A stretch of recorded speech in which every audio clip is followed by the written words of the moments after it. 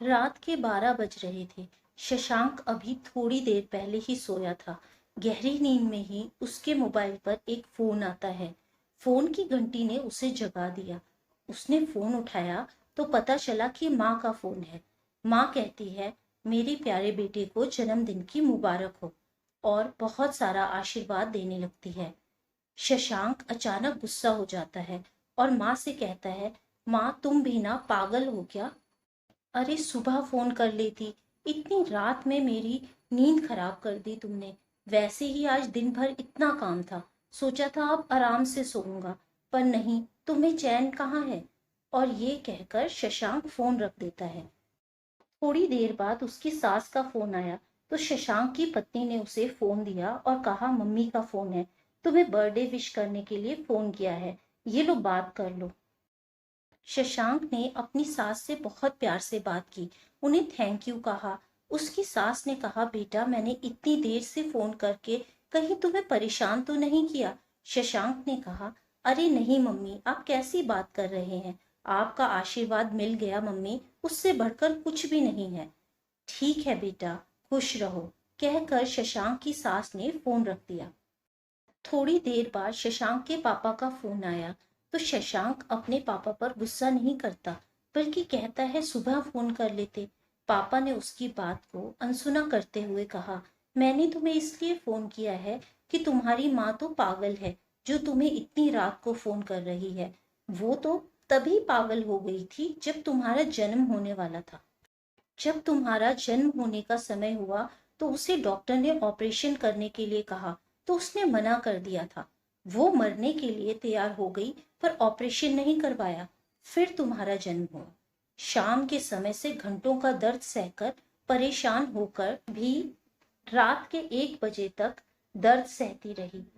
फिर तुम्हारा जन्म होते ही खुश हो गई। तुम्हारे जन्म से पहले डॉक्टर ने साइन भी करवाए थे कि अगर कुछ हो जाए तो हम जिम्मेदार नहीं होंगे। तुमको कभी बताया नहीं होगा तुम्हारी माँ ने। वो कभी तुम्हें रात में फोन भी नहीं करती, तुम्हें फोन करने से डरती है कि तुम परेशान ना हो जाओ। आज तुमने साल में एक दिन फोन किया तो तुम्हारी नींद खराब हो गई। कल वो पूरा दिन पागलों की तरह यहाँ मुझे तुम्हारी पसंद का खाना बनाकर खिलाएगी। बस यही बताने के लिए मैंने तुम्हें फोन किया था। अपनी इस पागल माँ को माफ करना बेटा। इतना कहकर शशांक के पापा ने फोन रख दिया। शशांक ये सब सुनकर सुन्न हो जाता है। वो उसी दिन सुबह माँ के घर जाकर माँ के पैर पकड़कर माफी मांगता है। तब उसकी माँ उसके पापा से कहती है, देखो जी, मेरा बेटा आज आ ही गया। फिर वो अपने पापा से माफी मांगता है। तब उसके पापा कहते हैं, तुम्हारी माँ हमेशा ये कहती रहती है कि हमें कोई चिंता नहीं, हमारी चिंता करने वाला हमारा शशांक है, पर अब तुम चले जाओ। मैं तुम्हारी माँ को समझा दूंगा कि चिंता मत करो, मैं उसका ध्यान रखूंगा।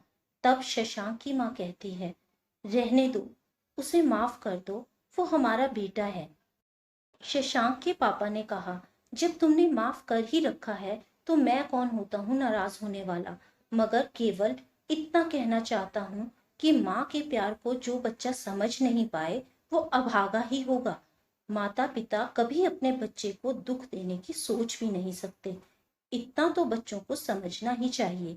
माता पिता की भावना को अगर बेटा ही नहीं समझेगा तो दूसरा कौन समझेगा। शशांक को अपनी भूल का एहसास हो चुका था। उसकी आंखों से प्रायश्चित के आंसू बह रहे थे। सभी ही जानते हैं कि दुनिया में एक माँ ही है जिसे जो भी चाहे कहो, फिर भी वो सिर पर प्यार से हाथ ही रखती है। इसलिए पिता का सख्त होना भी जरूरी है, ताकि बच्चों को सही रास्ता दिखा सकें। तो दोस्तों, उम्मीद है आपको आज की ये कहानी पसंद आई होगी। कहानी पसंद आई हो तो वीडियो को लाइक करें, चैनल को सब्सक्राइब करें, ताकि आने वाली कहानियाँ आप तक पहुँचती रहें। Thank you friends.